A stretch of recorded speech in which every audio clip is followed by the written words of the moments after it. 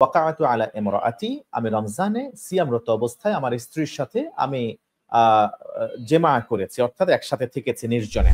তখন তিনি বললেন, সিয়ামু শাহরাইনি মুতাতাবিআইন ফাসুম শাহরাইনি মুতাতাবিআইন, তাহলে তুমি টানা ২ মাস সিয়াম সাধনা করো।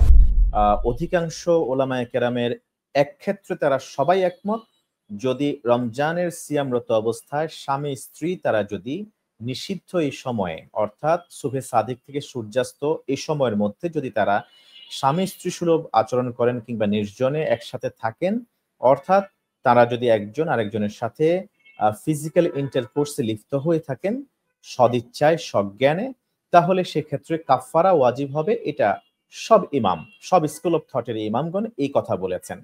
অর্থাৎ স্বামী স্ত্রী তারা কাফফারা আদায় করবেন তারা যদি সিয়ামরত অবস্থায় একজন আরেকজনের সাথে দিনের বেলায় থাকাকে তারা বেছে নেন, অর্থাৎ একসাথে তারা নির্জনে থাকেন। সেক্ষেত্রে সব ইমাম একমত, এক্ষেত্রে কোনো দ্বিমত নেই। তবে ইমাম আজম আবু হানিফা এবং ইমাম মালিক রহমতুল্লাহি আলাইহির একটি অভিমত থেকে আমরা জানতে পারি, সিয়াম রত অবস্থায় স্ত্রীর সাথে সহবাস করা ছাড়াও যেই সব কারণে সিয়াম ভেঙে যায়, কেউ যদি ইচ্ছা করে সিয়াম ভেঙে ফেলেন, রোজা ছেড়ে দেন, সেক্ষেত্রে রোজা ভঙ্গের যে সব কারণগুলি আছে সেই কারণগুলির কোনো একটি যদি কোনো ইমানদার রোজাদার সেটা গ্রহণ করেন সিয়ামরত অবস্থায়, তার উপরও কাফফারা ওয়াজিব হবে, কাজা এবং কাফফারা উভয়টাই ওয়াজিব হবে। এটা হলো ইমাম আজম আবু হানিফা রাহিমাহুল্লাহ এবং ইমাম মালিক রহমতুল্লাহি আলাইহির স্কুল অফ থটের একদল উলামায়ে কেরামের অভিমত। এই ক্ষেত্রে আমরা যদি বলি কিভাবে এই কাজা এবং কাফফারা তারা আদায় করবেন, যেমন কেউ যদি রমজানের দিনের বেলা স্বামী স্ত্রী একসাথে থাকেন, সেক্ষেত্রে প্রথমত আমরা যে বিষয়টি বলতে চাইবো যে স্বামীর প্ররোচনা যদি স্ত্রী একসাথে থাকতে বাধ্য হন, সেক্ষেত্রে স্বামী কাজা এবং কাফফারা উভয়টা আদায় করবেন এবং স্ত্রী কাফফারা নয়, তিনি শুধু কাজা আদায় করবেন মর্মে উলামায়ে কেরাম অভিমত দিয়েছেন। সেই ক্ষেত্রে যিনি এই রোজা ভাঙবেন তিনি একটি কাজা করবেন পরবর্তীতে এবং পরবর্তীতে কাফফারাও তিনি আদায় করবেন। কাফফারা কিভাবে আদায় করতে হয় এই মর্মে কোরআনে নয় বরং হাদিসে বিশদ বর্ণনা এসছে। এক সাহাবী আল্লাহ রাসূল সাল্লাল্লাহু আলাইহি ওয়াসাল্লামের কাছে আসলেন, এসে বলেন, ইয়া রাসূলুল্লাহ হালাকতু, আমি শেষ হয়ে গিয়েছি, ফা আকিম আলাইয়া হাদ্দি, আমার উপর আপনার বিধান অর্থাৎ শাস্তি আরোপ করুন। নবীজি জিজ্ঞেস করলেন, কেন, কি হয়েছে, ধ্বংস হয়েছে কি করে? তিনি বললেন, ওয়াকাআতু আলা ইমরাআতি, আমি রমজানে সিয়ামরত অবস্থায় আমার স্ত্রীর সাথে আমি জেমা করেছি, অর্থাৎ একসাথে থেকেছি নির্জনে, অতএব আপনি আমার উপর হদ কায়েম করুন। নবীজি সাল্লাল্লাহু আলাইহি ওয়াসাল্লাম এবার কাফফারার বিধান তিনি তুলে ধরছেন। তিনি বললেন, ইতিক রাকাবাতান, তুমি একজন দাসকে মুক্ত করে দাও অথবা দাসীকে আজাদ করে দাও। তো সাহাবী বলেন, ইয়া রাসূলুল্লাহ, আমি অতি গরীব, অতিশয় গরীব, আমার দাসী আজাদ করার সেই সক্ষমতা নেই, আমার ঘরে কোনো দাসী নেই।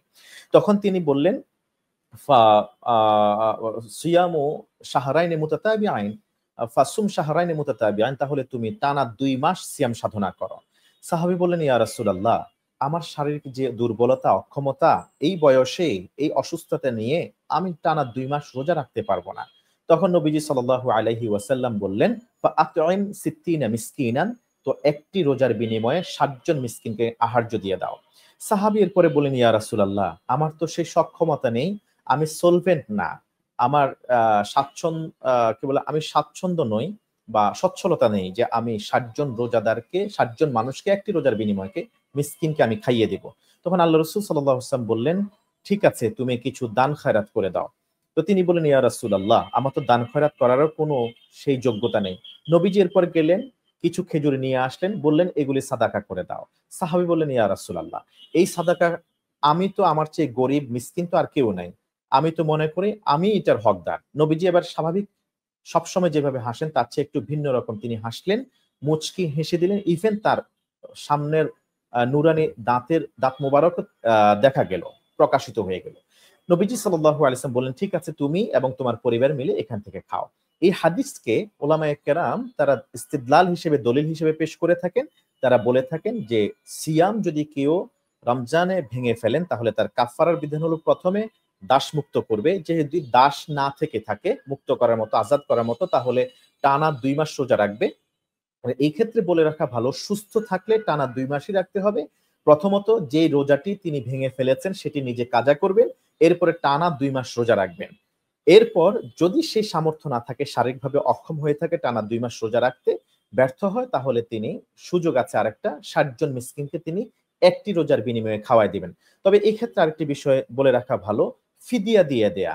যারা একেবারে বৃদ্ধ হয়ে গিয়েছেন, যারা এত বেশি অসুস্থ হয়ে গিয়েছেন, কিংবা রোজার কাফারা আদায় করতে গিয়ে যিনি একটি রোজা কিংবা পরবর্তীতে আরো 60টি রোজা টানা রাখার সক্ষমতা হারিয়ে ফেলবেন, তিনি ফিদিয়ার মতো করে খাওয়াইবেন। একটি রোজার বিনিময়ে একজন মিসকিনকে খাবার দিবেন, কিংবা একটি রোজার বিনিময়ে কাফারা হিসেবে 60 জন মিসকিনকে খাবার বা আহার্য দিবেন। এটা হলো যার রোজা ভেঙেছে, যিনি কাজা এবং কাফারা করতে যাচ্ছেন, তিনি ফিদিয়া দিবেন। এভারেজ 30 দিনে, রমজানের 30 দিনে তিনি এভারেজ যেভাবে লাইভলিহুড, তার খরচ যেটা হয়ে থাকে ইফতার এবং সাহারিতে, তার একটা মধ্যম পন্থায় একটা অর্থ ধার্য করে তিনি 60 জন মিসকিনকে আহার্য দিয়ে দিবেন, কিংবা ফিদিয়া হিসেবে একজনকে এভাবে খাবার দিবেন, যেটা কাজার ক্ষেত্রে। তো তিনি যদি শারীরিকভাবে অক্ষম হয়ে থাকেন, কাজা একটি এবং 60টি রোজা, টোটাল 61টি রোজা রাখতে যদি তিনি অক্ষম হয়ে থাকেন, সেক্ষেত্রে 60 জন মিসকিনকে তিনি আহার্য দিবেন। এটাই হলো মোটামুটি কাফারার বিধান।